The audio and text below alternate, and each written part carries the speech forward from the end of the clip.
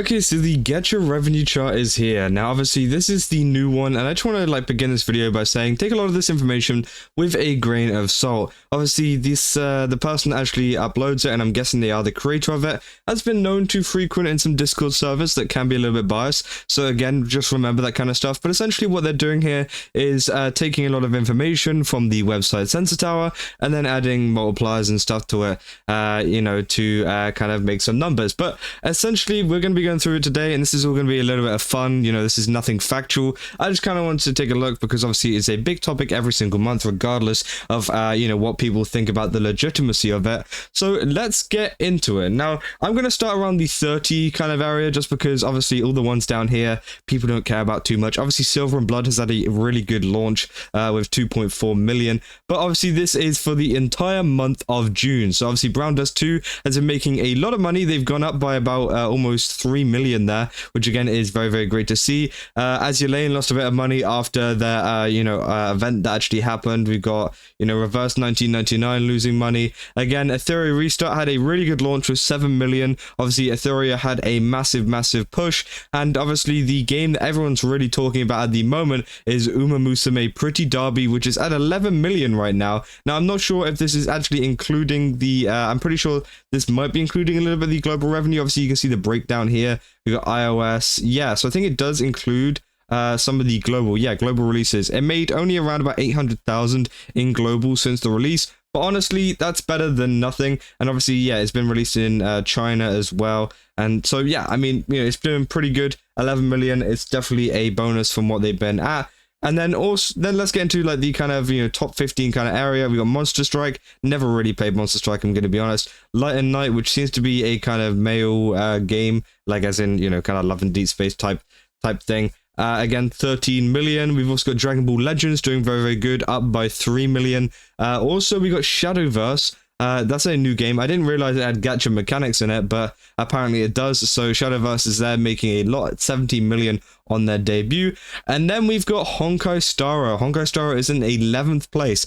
I mean, the banner that we just had was Cypher. I did pull on this Cypher banner, and I thought Cypher was a pretty good character, but again, obviously didn't bring in enough people, made, almost 20 million less, over 20 million less than last month, which again is pretty interesting to see. And then above this is SD Gundam. I've never even heard of this game before, but again, good for them. I mean, they have lost quite a bit of money, to be honest. They've lost about 20 million again.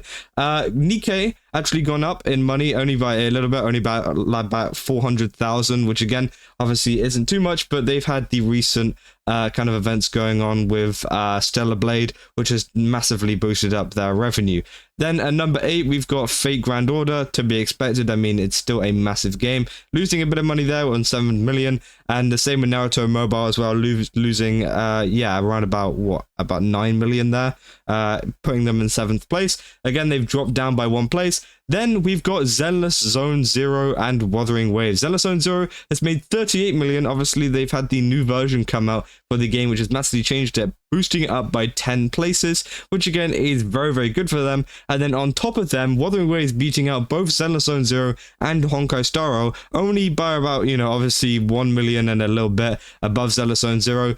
It's in 5th place, which again is absolutely amazing, and they're doing really, really great. I mean, they've made a massive profit since the last month. Obviously, the banners have been very exciting. Cartethyia has had a really, really great banner run with the, obviously she's super overpowered, and so that's probably partially why people have been pulling for her. Also, the fact that she is just a greatly designed character as well. We've built up a lot of connections during the story, so it makes sense that the revenue has gone up, and it's gone up by quite a bit, almost 15 million above what it was, which is great to see, because obviously we're now reaching those 40 million numbers. Before, whenever Wuthering Waves was featured on these revenue charts, they were only hitting around 16 mil, sometimes not even that. They were in the 9 mil at one point, but it seems like now, with the release of Rinascita, Septimont, and a lot of these characters, we're seeing them start to go up into the big boy numbers.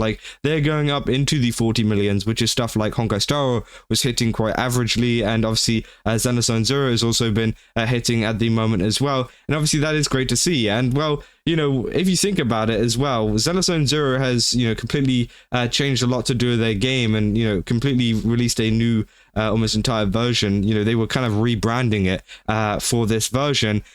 And Wuthering Waves has just released a character, which I think is pretty insane, that, you know, they've managed to get this much, actually beat out Xenosaga Zero with such a, I guess, like, unimportant update. But it's really good to see that, you know, both games are doing really good, because obviously they are both great games. Now, we can keep going up to Seven Knights Rebirth. Again, I don't really know about that game, but they have been doing very good as well. They've gone up by 6 places too, making around about, 15 million more. And then also we've got Pokemon Pocket TCG, losing a little bit of money. Obviously, it's been pretty big recently. People have been playing a lot of Pokemon Go as well, so it's probably put up a lot of the Pokemon hype, but it has dropped down by 2 places. And then we've got Love and Deep Space in 2nd place, and I'm guessing I'm just going to have to spoil this for you already.